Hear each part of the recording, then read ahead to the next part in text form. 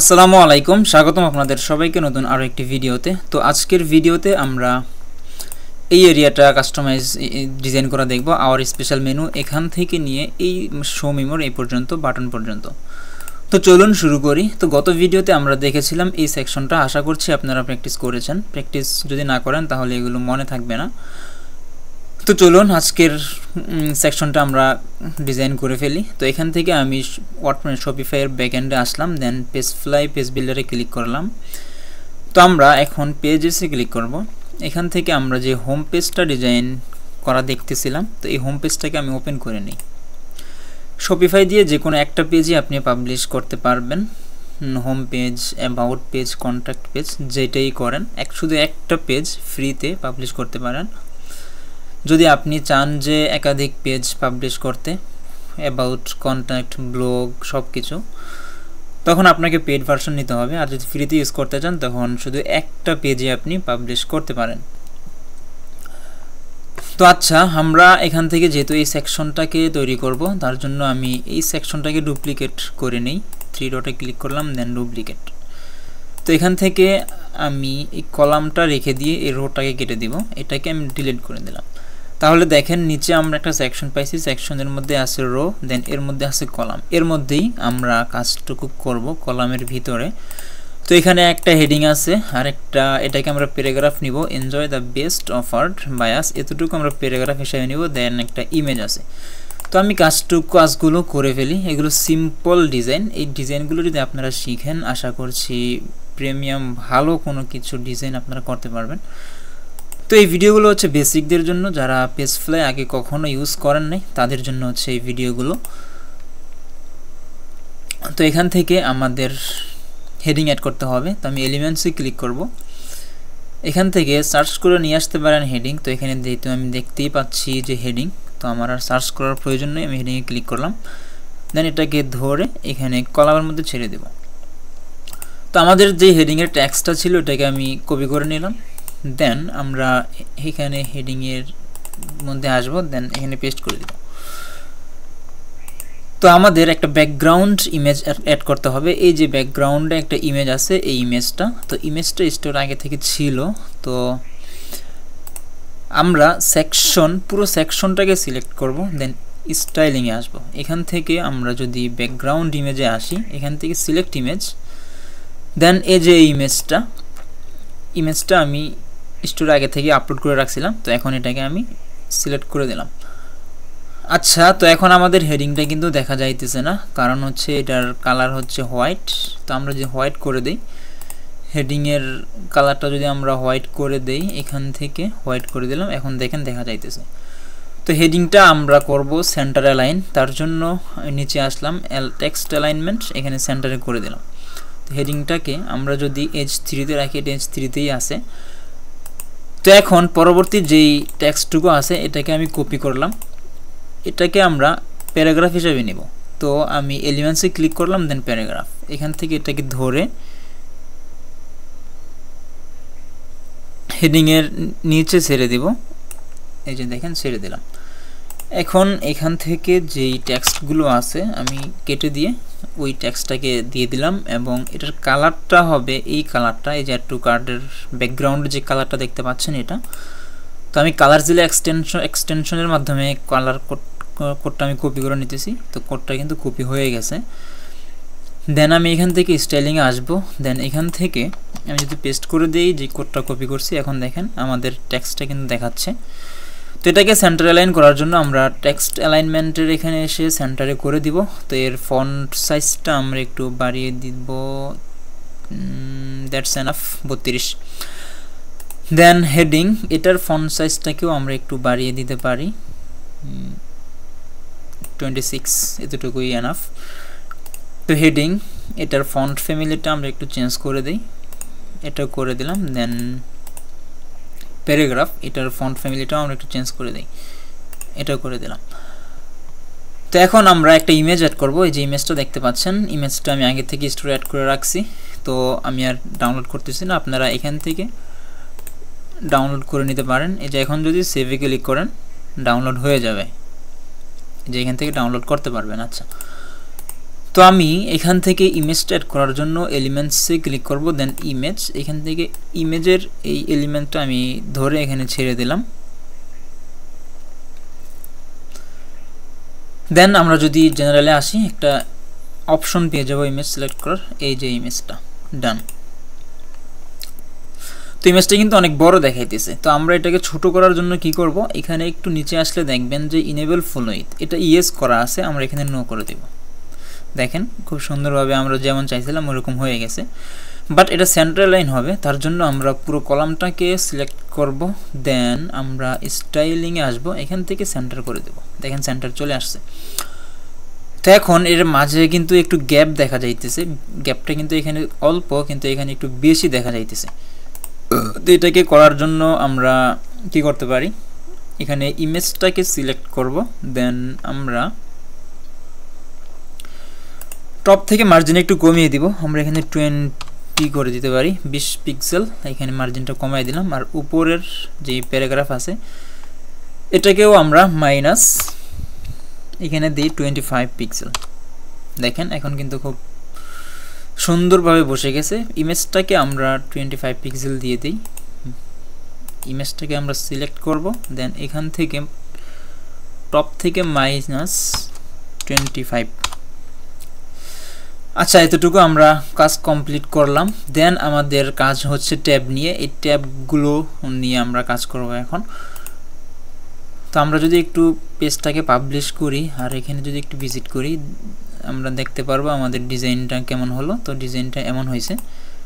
আমরা চাইলে গ্যাপটুকু আরও একটু কমাতে পারি।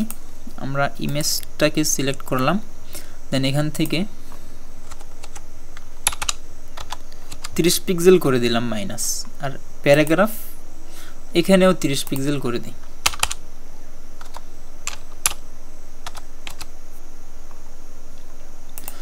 এখন সেভ দিলাম।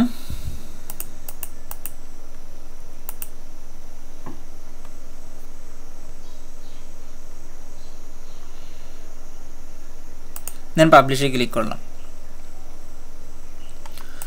এখন যদি আমাদের পেজটা রিলোড দেই, দেখি কেমন হলো। তো ডিজাইনটা এমন হলো। ইমেজটাকে আরও একটু গ্যাপ কমানো যায় তাহলে একটু সুন্দর দেখা যাবে। আমি ইমেজটাকে সিলেক্ট করলাম, এখান থেকে 34 করে দিলাম। আসলে জিনিসগুলো এমনই, বারবার দেখতে হয়, করতে হয় ডিজাইনগুলো। তো ধৈর্য সহকারে আপনাদের করতে হবে, কোনটা দিলে কি কেমন দেখায় এগুলো আপনাদের অবশ্যই ধৈর্য সহকারে শিখতে হবে। 30 পিক্সেল দিলে কেমন দেখাইতেছে, 25 দিলে কেমন দেখাইতেছে, তো এগুলো কিছুই না, এগুলো ধৈর্য সহকারে শিখতে হয়, করতে হয়। তো আর একটু যদি আমরা রিলোড দেই, এখানে দেখেন এমন হলো। আচ্ছা, যাই হোক। তো এখন পরবর্তীতে হচ্ছে ট্যাব আমরা কিভাবে তৈরি করব, তার জন্য এলিমেন্টসে ক্লিক করব। এখান থেকে যদি আমরা ট্যাবসে ক্লিক করি, ট্যাব সার্চ করি, তাহলে আমরা পেয়ে যাব। তো এখানে আমি একটা ট্যাব, এখানে দেখেন অনেকগুলো ট্যাবসের এলিমেন্টস শো করতেছে। আমরা উপরের এলিমেন্টটাকে নেব, দেন ইমেজের নিচে এটাকে ছেড়ে দিলাম। তো আমাদের স্টোর থেকে যে প্রোডাক্টগুলো আছে এগুলো কিন্তু শো করবে ট্যাবসের মধ্যে। তো এই প্রোডাক্টগুলো শো করানোর জন্য আমাদেরকে প্রোডাক্ট লিস্ট অ্যাড করতে হবে। তার জন্য আমরা এলিমেন্টসে ক্লিক করব। এখান থেকে দেখেন পেজ ফ্লাইয়ের মধ্যে রয়েছে 29টা এলিমেন্ট এবং শপিফাইয়ের মধ্যে 37টা। তো আমরা শপিফাইয়ের মধ্যে আসব। এখান থেকে product list, product details, media, title, vendor, price ইত্যাদি অনেকগুলোই আছে। তো আমাদের এখান থেকে প্রোডাক্ট লিস্টটা প্রয়োজন। তো আমরা এই প্রোডাক্ট লিস্টটাকে ধরে এই কলামের মধ্যে ছেড়ে দিলাম। এখন দেখবেন আমাদের স্টোরে যে প্রোডাক্টগুলো আছে এখান থেকে শো করা শুরু করবে। এই যে শো করতেছে। তো এখানে আমরা যদি 6 করে দেই, 6টা প্রোডাক্ট শো করবে। আচ্ছা, তো প্রোডাক্টের যে ব্যাকগ্রাউন্ডের কালারটা আছে এটা হবে হোয়াইট। তো আমরা এখানে প্রোডাক্ট লিস্টকে সিলেক্ট করব। এই যে প্রোডাক্ট লিস্ট সিলেক্ট করা আছে, এর ব্যাকগ্রাউন্ডে আমরা হোয়াইট দিব। স্টাইলিং থেকে ব্যাকগ্রাউন্ড কালার এখান থেকে হোয়াইট করে দেব। এই যে দেখেন এখন কিন্তু হোয়াইট হয়ে গেছে। তো এইখানে প্রত্যেকটা প্রোডাক্টের দেখেন বর্ডার দেওয়া আছে। তো বর্ডারটা আমরা কিভাবে দূর করতে পারি, তার জন্য আমরা প্রোডাক্ট ডিটেলসে ক্লিক করব।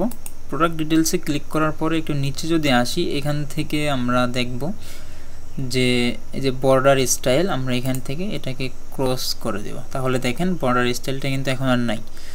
তো এখন যদি সেভ দেই এবং পাবলিশ করি, তো এতটুকু ডিজাইন আমাদের এখানে দেখাবে। তো এখন আমাদের কি করতে হবে, ব্যাকগ্রাউন্ডের যে ইমেজটা আছে এটা রিপিট করতেছে, এটাকে আমরা রিপিট অফ করে দিব। এখানে দেখেন রিপিট কিন্তু করে না, বারবার দেখাচ্ছে না।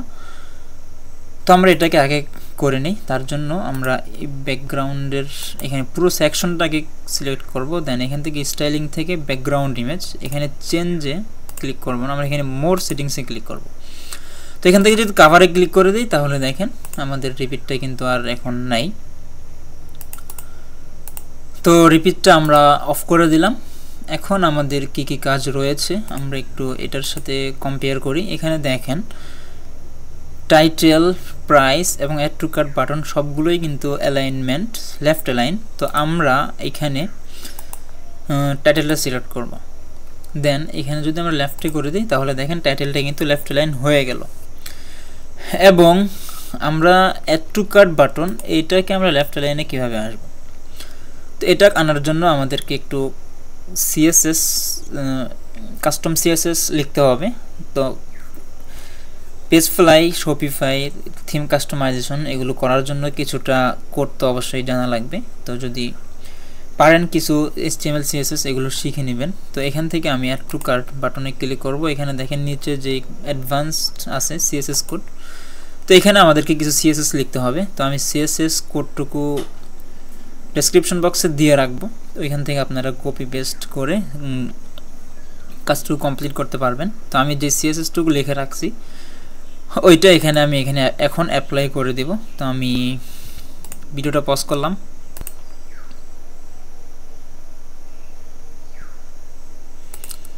তো ভিডিওটা পজ করে আমি CSSটুকু কপি করে আনছি, দ্যাটস ইট, এতটুকুই। তো আমি এখানে যে CSSটুকু আছে এটাকে আমি কেটে দিলাম, দেন আমি যেটা কপি করছি এটাকে আমি পেস্ট করে দেব। দেখেন অ্যাড টু কার্ট বাটন যেটা আছে সবটুকু কিন্তু খুব সুন্দরভাবে অ্যালাইনমেন্ট এবং কালার এবং ফন্ট ফ্যামিলি সব কিছুই কিন্তু খুব সুন্দরভাবে বসে গেছে। তো এই CSSটুকু আমি ডেসক্রিপশন বক্সে দিয়ে দিব, সেখান থেকে নিয়ে নিতে পারবেন। এখন যদি আমি একটু পাবলিশে ক্লিক করি, সেভ ক্লিক করলাম, দেন পাবলিশে ক্লিক করলাম, পেজটা পাবলিশ হয়ে গেছে। একটু রিলোড দেই। তো আমাদের ডিজাইনটা এমন হলো, এখানে যেমন দেখাইতেছে ঠিক এমনই হয়েছে। আচ্ছা, এখন আমাদের কাজ হচ্ছে ট্যাব। তো ট্যাবগুলো এখানে সেন্টার অ্যালাইন আছে। তো সেন্টার অ্যালাইন করার জন্য আমরা এখান থেকে ট্যাবসে ক্লিক করব। ট্যাবসে ক্লিক করার পরে জেনারেলে আসব। এখান থেকে যদি আমরা একটু নিচে আসি, এখান থেকে সেন্টারে এই যে দেখেন হরিজন্টাল অ্যালাইনমেন্ট সেন্টার, এটা করে দিলে আমাদের ট্যাবটুকু সেন্টারে চলে আসবে। তো এখানে প্রথম ট্যাবের মধ্যে আছে ব্রেড। আমি এখান থেকে প্রথম ট্যাব সিলেক্ট করলাম,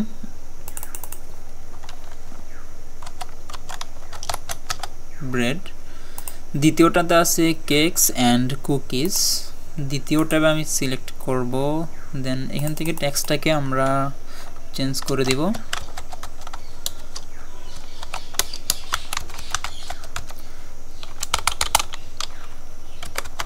কুকিজ।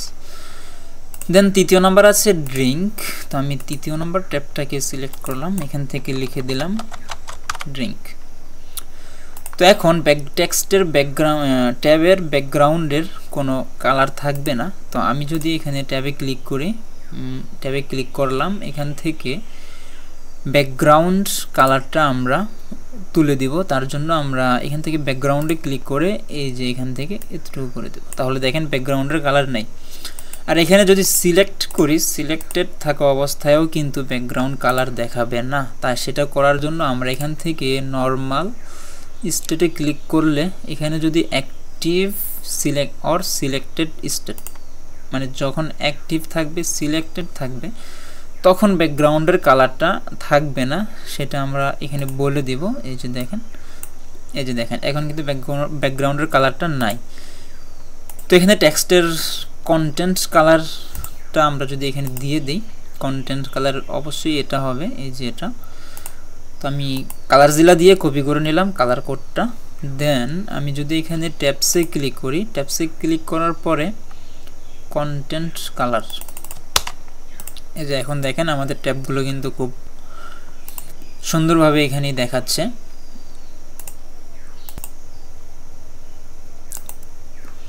তো এখানে দেখেন যখন আমরা সিলেক্ট করতেছি তখন কিন্তু কন্টেন্ট কালারটা হইতেছে হোয়াইট। তো আমরা এটা করার জন্য ট্যাবে ক্লিক করব, দেন এখান থেকে স্টাইলিং থেকে আমরা এখানে ক্লিক করব অ্যাক্টিভ অর সিলেক্টেড স্টেট, এটা সিলেক্ট করব। দেন এখন যদি আমরা কন্টেন্ট কালারটাকে হোয়াইট দিই তাহলে এখানে দেখবেন যখন আমরা সিলেক্ট করব তখন এটা কিন্তু হোয়াইট হবে, আর অন্যথায় ওই কালারটা থাকবে, যেই কালারটা থাকবে আর কি। তো আশা করছি এতটুকু আপনারা বুঝতে পেরেছেন, সিম্পল ব্যাপার। তো আমি এতটুকু একটু ভিজিট করি, পাবলিশ করে পাবলিশে ক্লিক করলাম।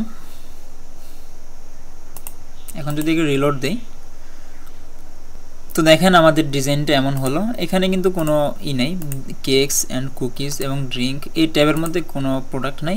আমি আশা করছি এতটুকু আপনারা করে নেবেন। এখানে অন্যান্য ট্যাবের মধ্যে প্রোডাক্ট অ্যাড করার জন্য জাস্ট প্রোডাক্ট লিস্ট চুজ করবেন, তাহলেই হবে। এখানে এসে ছেড়ে দেবেন। এই যে কলামের মধ্যে আপনারা যদি আমি একটু দেখিয়ে দিই আপনাদেরকে, এলিমেন্টসে ক্লিক করলাম, দেন এখান থেকে প্রোডাক্ট লিস্ট এটা ধরে যদি আমি দ্বিতীয় ট্যাবের কলামে ছেড়ে দিই তাহলেই দেখেন এখানে কিন্তু প্রোডাক্ট কিন্তু শো করতেছে। তো আমি এই ডিজাইনটা আর এখন করে দেখাবো না, তো আমি এটাকে আনডু করে দিই। আচ্ছা যাই হোক, তো এতটুকু আমরা কমপ্লিটলি ডিজাইন করলাম। এখন আমরা ডিজাইন করব বাটন, তাহলে আমাদের এই সেকশনের কাজ শেষ হয়ে যাবে। তো বাটনটা ডিজাইন করার জন্য আমরা এখান থেকে এলিমেন্টসে আসব, দেন এখানে আমরা সার্চ করব বাটন। এখানে শপিফাই সিলেক্ট করা আছে, আমরা পেজ ফ্লাই সিলেক্ট করব। তো এই যে দেখেন বাটন, এই বাটনটাকে আমরা ধরে এখানে একটু খেয়াল করেন, আমরা কিন্তু কলামের মধ্যে ছাড়ছি না, আমাদেরকে ছাড়তে হবে এটা প্রথম যে কলামটা নিছি ওই কলামের মধ্যে। এখানে কলাম দুইটা আছে, তো প্রথম যে কলামটা নিয়েছিলাম ওই কলামের মধ্যে আমরা বাটনটা দিয়ে দিলাম। দেন এখান থেকে গ্লোবাল স্টাইল থেকে আমরা বাটন 3 এটা সিলেক্ট করব। তাহলে দেখেন এমন হলো। আমরা যদি এটাকে একটু প্যাডিং দেই, প্যাডিং টপ থেকে 30 দেই বা 20 দিলাম, বাটন থেকে 20 দিলাম, এবং লেফট রাইট 30, লেফট রাইট 25 দিতে পারি। এখানে আমরা 25 দিয়ে দিলাম।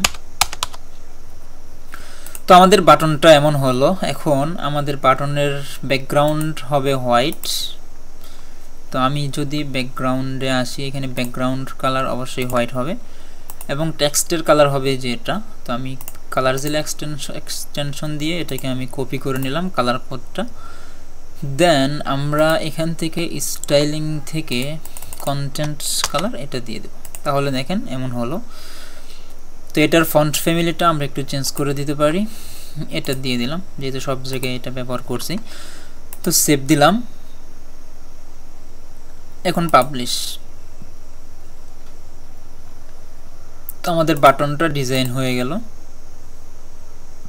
এই যে দেখেন বাটনটা কিন্তু আমাদের ডিজাইন হয়ে গেছে। তো বাটনের মধ্যে আমাদের একটা টেক্সট দিয়ে দিতে হবে, যে টেক্সটটা এখানে শো মি মোর।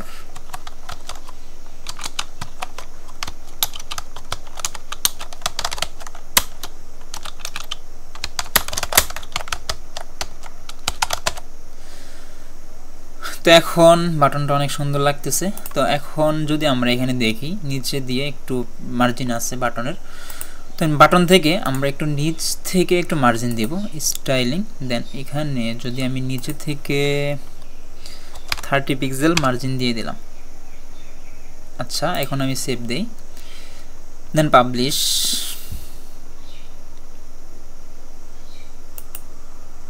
পাবলিশ।